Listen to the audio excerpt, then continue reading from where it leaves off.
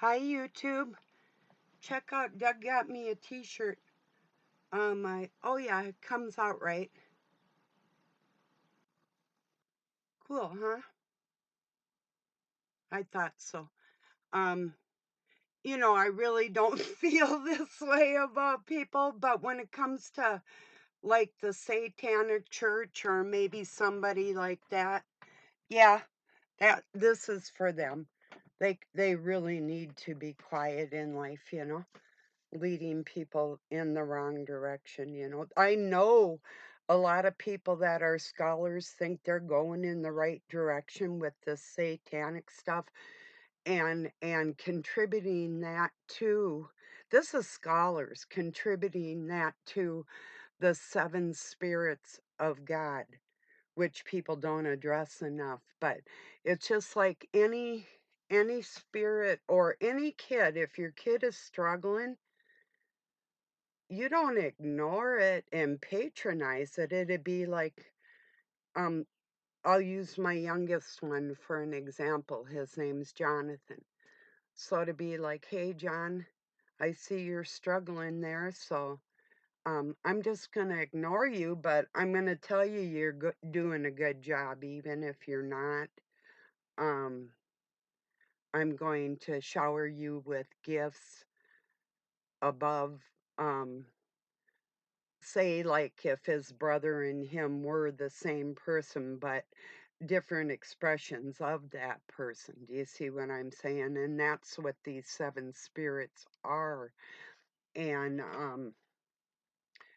I swear a lot of the satanic ones don't really even realize that they're doing more harm. They may even think that might not even be dark or evil or anything to do with that like that, although they portray that type of thing like somebody dressing up for Halloween as Satan or something. I mean, it's not a joke.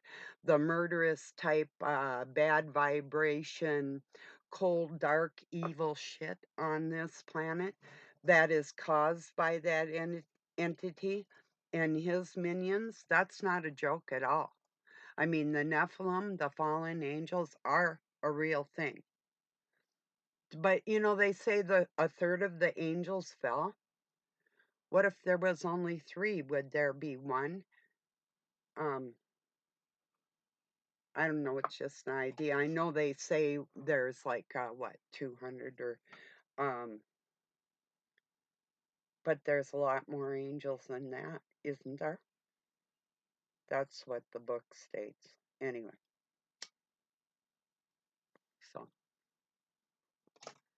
I'm watching. I swear the guy's name is Nelson Walters.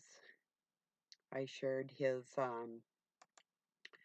Prophecies of the Seven Churches, Revelation, the meaning of each. Not like I haven't heard it a gazillion times. Just like to hear other people's take on stuff. And if I think it's good, I'm going to put it through for some that may not have heard other people speak of it. I got something in my eye, I think. Could be pollen. But anyway, excuse me. Um, sometimes it's nice just to hear other people's thoughts on how you believe too, whether it's close or not. But anyway, I swear this guy smells like, yeah, sounds like, I don't know how he smells. Sounds like Many Fish. If you're familiar with that channel from, oh, he did like, gematria and numbers in correlation to the Bible and that type of thing, showing people that. So I'd share his stuff every once in a while. It's not something I really need to study because I wrote in the original book of gematria. My writings are actually in there. There's, of course, people that can go in there and write whatever they want online, but that still is not actually the authentic handwritten book. It's just like scriptures we have. They're just copies of what they say, what actually is authentic or not. And as far as something being canonized, are we sure we want the people that are in charge of the synagogue of Satan to tell us what can be in the Holy Scriptures and what can't? I have an issue with that, you know. I think anybody would if you're actually thinking pretty clear, you know. Mm. Yeah, I just really wanted to talk on my thoughts about the Satanic Church and what I think is going on. They've been duped just as well as we have, but they don't see that. Either side, no matter what direction you go in, um, well, unless you're truly evil, but if you're going into something with the intent of helping lift up what is downtrodden, then do just that. Do what you propose to do. Don't pretend, because it's not a ritual, it's not a magic number or a yada yada out of your little faces. It's actual thoughts to the Holy Spirit that goes in between us and God that is going to help this situation. And that is true love. That's real love, people. Nothing else. And if people are playing games and they're acting cold and mean and stupid, they're showing themselves to for what they are. And I'm telling you, Satan doesn't like them either. Do you think? What do you think that the so-called ruler of this world would rather sit with, an angel or a demon? What would be more intelligent and more to his liking? Yeah, even if he likes to kill him, you know? Think about it. It's like asking somebody, would you like to have a front row seat at the garbage dump or have a nice home cooked meal and a nice clean place to sleep, something like that. So it really is the difference. And it's in there. The wording, it's there. I'm just waiting for somebody to come up with it. And I've talked about it, the seven spirits of God, before. And the divine spirit is not the same as the Holy Spirit. So, and there's a satanic spirit. There's three. That's the Trinity. It's the flippin' Trinity that everybody's ignoring. I mean, if they address it, they don't know how to interpret it, and they're not addressing it the right way. If, um, uh, say Satan married an angel and she became in control of that dark force but didn't wield it, but people were praying to Satan and actually keeping him in prison while they keep doing their rituals because they're praying not to our Father, but to the wrong entity. And that energy is going to that good angel, his wife, and she's pissed because you don't care about the real Christ spirit that is our Father in heaven. You're in yourselves over big time. And it's in your scriptures. It's in your it's in the Satanic Bible. It absolutely is. That the woman will be praised. It doesn't say you should praise her. It says God praises her. It doesn't tell you to. You hear me? You got ears to flip and hear that? Go look it up.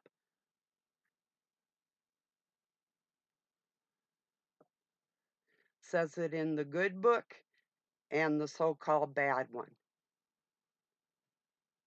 And it is bad because it's deceiving you just as much as the scriptures have been twisted. It sure is.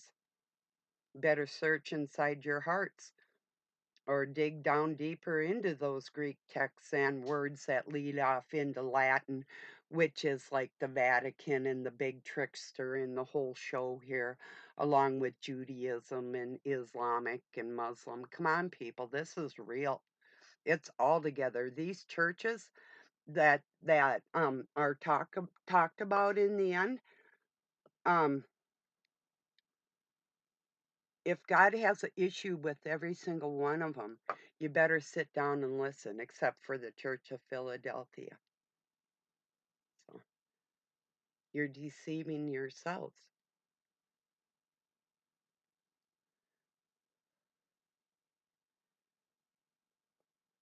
I hope this touches your heart. Really, I'm going to address this to the Satanists. Come on, people, please wake up. You think you're helping your father, our father? No, you're not. No, you're not. There's been a changing of the guards, and you're really digging your hole deep, and you don't want to be in servitude. Um, you don't want to be a slave to any master in the future, do you?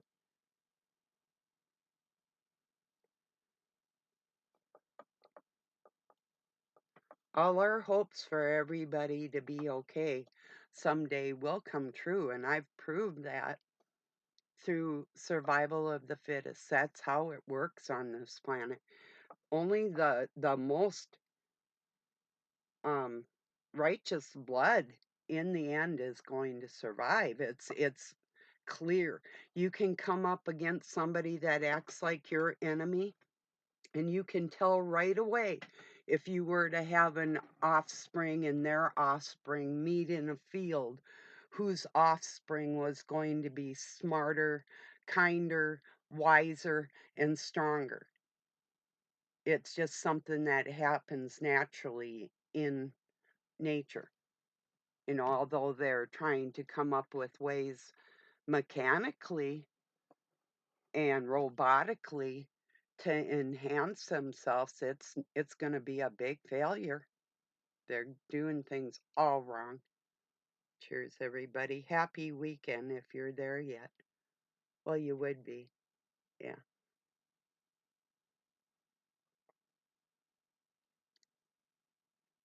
Yeah. So, yeah. I mean, I'm concerned about these people. I'm absolutely certain not all of them, because there are some wicked people. I would say the ones that call themselves Satanists truly aren't as wicked as the ones that are Satanists and call themselves something else, like the synagogue of Judaism and temples and different places referred to like that, and churches that God has issues with, or even a satanic church is what they would call some, you know. Yeah, it's a big deal. And it's what I'm telling you, what I just told you is the absolute truth. Until the Christ Spirit is fully in its seat on this planet, as people, we have to pull our parts together and work united and share the truth, share the information that makes sense about biology, physics, whatever it is, the ether, things that are real, like deja vu and glimpses of the future. And I've heard several people now. Here's something. Just a minute, I'll light my cigarette and talk about this. Is interesting. When I get foreseances of the future, um, why would people instruct other people? Okay, don't think about the past, which is ridiculous. Stay in the present I mean, I understand every day's a gift. Stay in the present. That's nice. It's sweet. That's sweet, boo boo. Um, but don't look to the future and don't worry about the future. No, you don't have to worry about it. But I've heard several people now instructing other people not to look into the future. Why are you saying that? I've got glimpses of the future that came true, and now you're telling me I'm not supposed to look in the future when what I gauge for myself and thought of has come true for my future, and you're telling me not to look in there. Hmm, that's curious, isn't it? Come to think of it, it's really curious. I'd say probably beware of the people that are telling us not to look into the future. Where in the scriptures or anywhere does it say not to look ahead?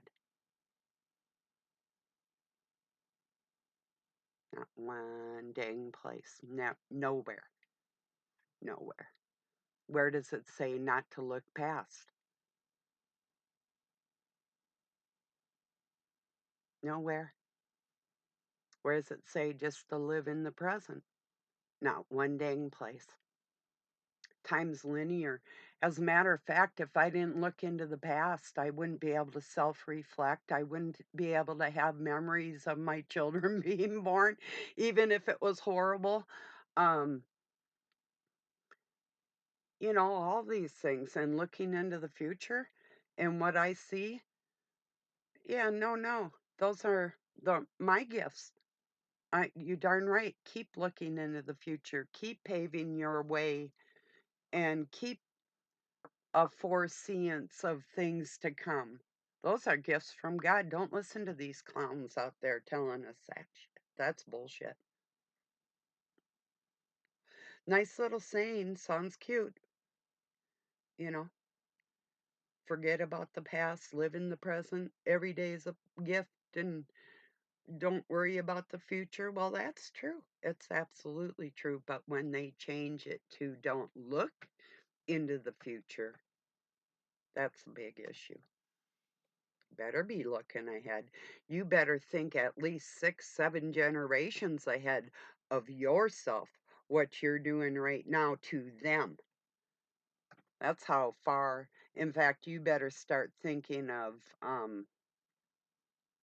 100 generations ahead of yourself. What did you do right now that's going to affect this world in 10,000 years, 1,000 years, 100 years? Is there anything that you have done on this planet that is going to come back and affect anybody else?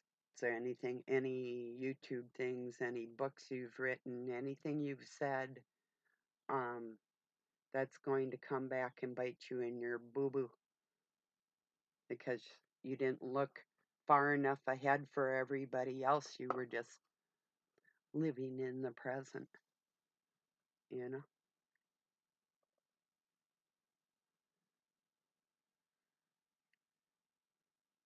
That's taking everything, all the gifts that we have, our memories and our foreseeance, and throwing it away. Absolutely. It's like, oh, it's not real. Although they come true. You know it, I know it. Things we think of, they come true. Well, somebody asked if they were going to meet somebody in the future. I'd say probably absolutely yes. And it'll be okay. you know, if you feel like you're going to meet somebody that you've gotten to be friends with, you probably will. You can make it happen. Just think about it. Things will fall right into line for how you want your life to go just by thinking about it. Good or bad, you better cover every aspect. You know,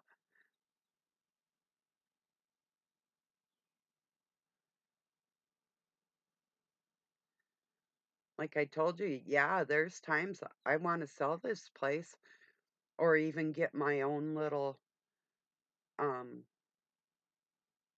house or cabin at the lake or whatever, but I still would be friends with Doug.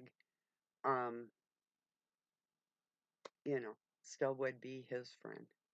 I wouldn't want to see him every day. I don't need to see him every day, but I'd still be his friend, you know.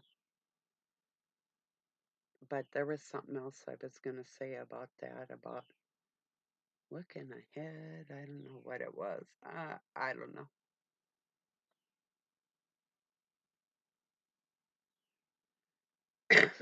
Excuse me.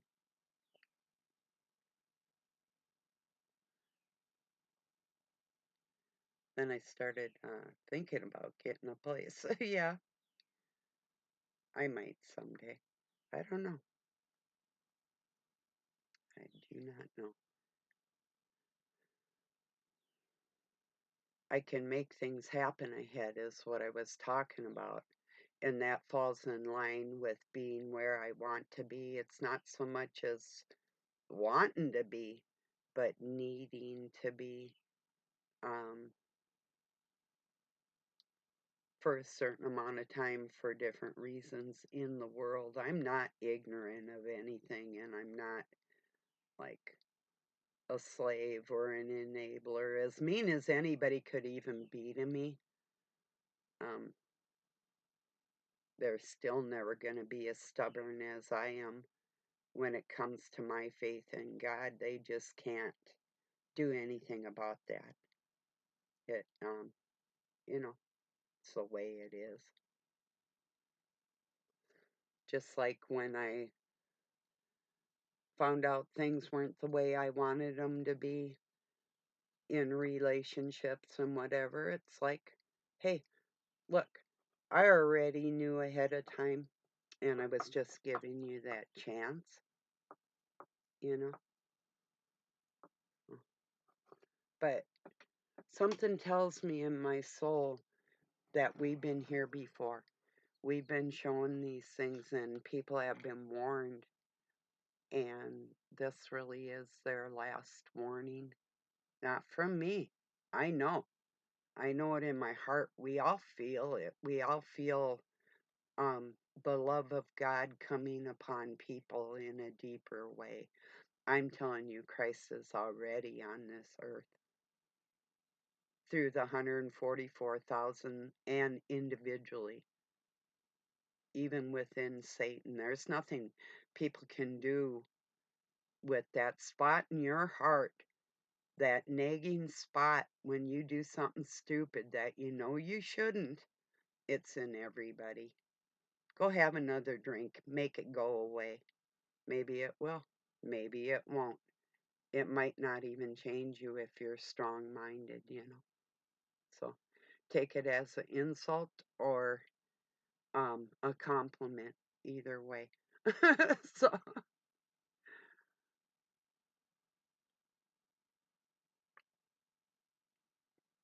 yeah.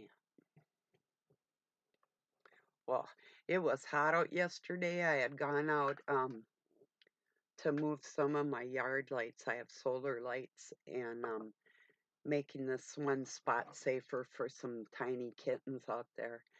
I'm out there, and I was doing good, and then all of a sudden I was just covered with mosquitoes, and they started biting me. It's like wicked. But I told you I had gotten bit on my side the other day. I had taken some ground thyme, dried thyme leaves, an herb, um, and made a paste out of it, kind of with water, and rubbed it where that bug bite it was, and or is, and it stopped itching. So it worked actually better than calamine lotion or Caladryl, whichever. So that surprised me. I had seen it was an antiseptic. I was looking up different uses for thyme because I've got some that I wanted to put on, like barbecued um, beef, Like, when I take it out on the grill, I wanted a little bit of thyme to put on there, and, 'cause it tastes awesome. But you only use a tiny little bit because the stuff is wicked. If you have too much, you just have to have, like, a hint of it. It's like when you use rosemary or oregano. You don't want big gobs of all that stuff. That's why I won't use, like, the Italian seasoning spices if I'm making something like that. I'd rather have the individual stuff. For number one, I'm allergic to oregano and I don't like it. But I like basil and I like thyme, and basil's really the flavor that you just want a hint of it, like in a spaghetti sauce or on your pizza or whatever. So, like making a pizza with make your pizza crust, takes really slice tomatoes really fine, and take some chopped leaves of basil, and then take buffalo mozzarella and slice it and put like I call it like gobs. It depends on how it's processed, whether it's softer or harder, packed in water, and then sprinkle it with some really good olive oil and some black pepper and a little salt, and wow, yeah, big time yum. It's really simple. That's all you need on it. But you don't want too much basil. That was my point with the spice. So, yeah. But yeah, look up thyme and the healing properties of that and the uses for it. It's really interesting. If you're like me and oregano's, I mean, I can stand a little bit of oregano. I'll like it, like if it's in a spaghetti sauce, but it has to be really light, just a little bit. Like I say, it's like using rosemary if you make rosemary potatoes or rosemary chicken. Um, Rosemary lemon chicken is really good. Well, rosemary tastes like lemon, so anyway. Tonight I'm going to take, I think, I have some really thin um, pork loin chops in the freezer. I might be making pork cutlets out of them. You take cracker crumbs, crunch them up, dunk the pork in the egg, and then put in the cracker crumb and fry it. And then I'm going to take, for sure, I'm going to take these beautiful, humongous Brussels sprouts from the Amish and cut them in half and drizzle olive oil on them and put them in the oven because they're really good like that. If you don't burn them, you know. I've got them a little done. That's why I'm saying that, because the outer leaves will taste kind of charred. Some people sort of like it like that. I don't like burnt green things. So that reminds me, Doug's mom would fry green beans till they like turn black, sort of like that. So he said, I didn't experience that, thank God. I had a mixture between like fried potatoes with onions in it, and the onions would be kind of like slimy and burnt, and the potatoes would be sort of done but greasy with the onions, and it was like something you'd you'd have to experience in order to get the effect that it gives you. Oh my God. I couldn't eat that stuff for so long. Same with spaghetti when I was growing up because it had, I don't know, it was just, oh, ick.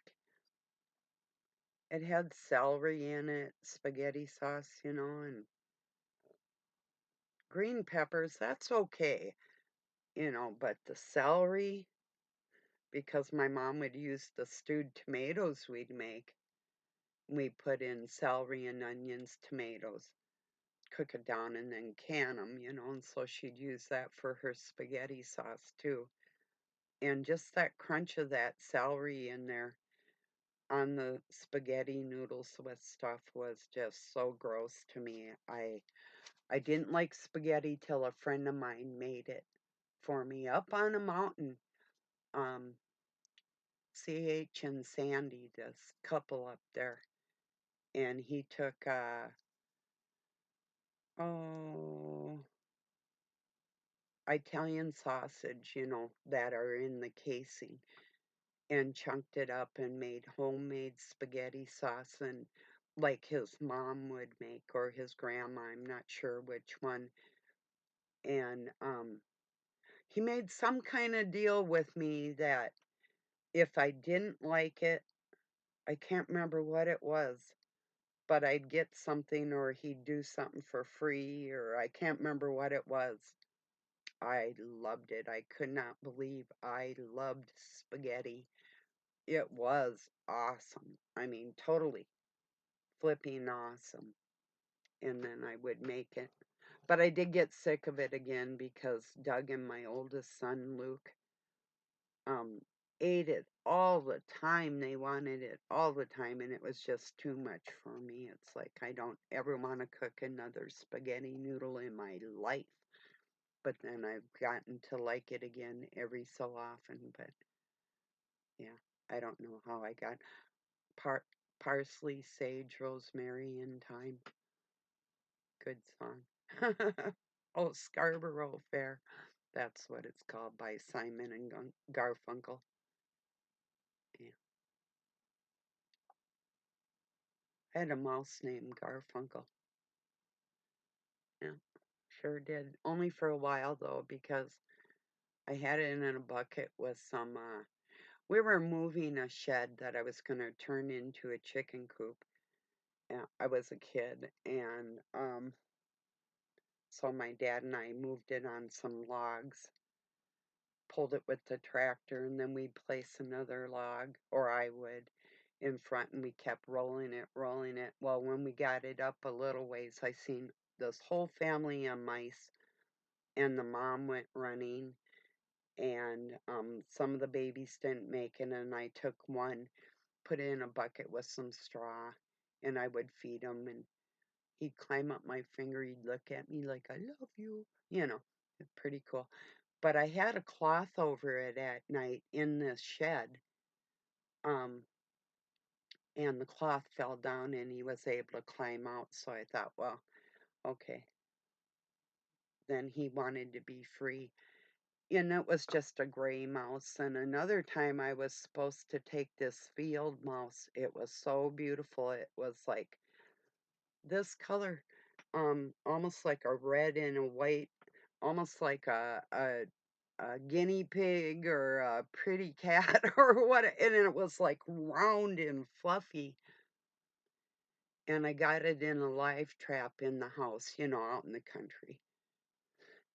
My dad told me to go out in the field and knock it in its head, and he knew I wasn't going to do that, But I took it way back by the property line and let it go up there into the neighbor's field, which was, a long ways away from anybody's houses. So it was too pretty. I Even if it was ugly, I was not killing that animal. Reminds me, we had these sticky trap things one time and went to check the trap if we had got a mouse or something, and there were feet left on there that they had chewed themselves free. I'll never ever use anything like that again. Never. Cats are good. Cats usually keep mice out of your house. Mouse would have to be really stupid to come in here with the scent of a cat. But I've seen some stupid mice. They don't last long. We a lot of times will grab it and get it outside if we can. If we can't, then usually gets cremated if it's in the middle of winter, you know.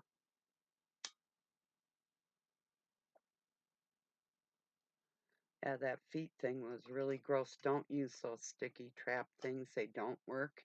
Well, they might for, I don't know, that was just gross. Don't do it. Ick. Oh,